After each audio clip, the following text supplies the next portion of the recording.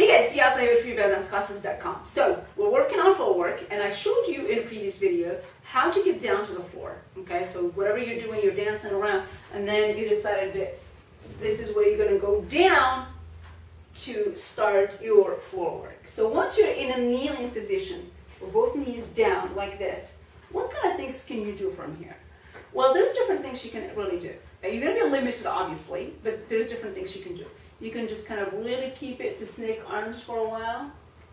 You know, some shoulder rolls, okay, to start with. You can move it to some mayas. In order to do the mayas, you really want to make sure that your knees are together here. And you have to work the obliques here. You know, when you do a standing maya, it's really all about the footwork sometimes. You know, you can really use your heels to get a maya. You don't have to, but you could. It makes it easier. But when you're in a kneeling position, you really don't have a choice. You really got to work the obliques there. So you can frame it, frame it, frame it, or just use your arms, just snake arms while you're doing the mayas at the same time. Okay? You can also do the Egyptian figure eights, a little bit harder to do, but you can. Okay, same thing. Again, you don't have the heel to lift to give you that big hip circle, so you really got to use your obliques here. You can also just kind of hold or do snake arms while you're doing flutter. You can do an upper body angulation, like just a small one.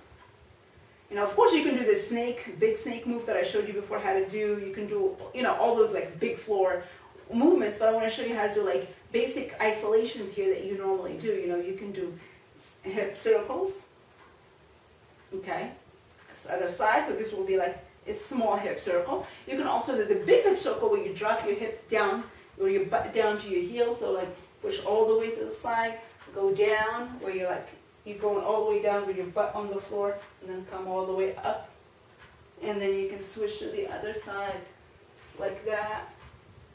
Okay, so the hip circles. You can try to travel around with your knees, and I showed you guys how to do that before, where you go down, and then together, down, and together, and you can pause. You can do hip twists, front, back.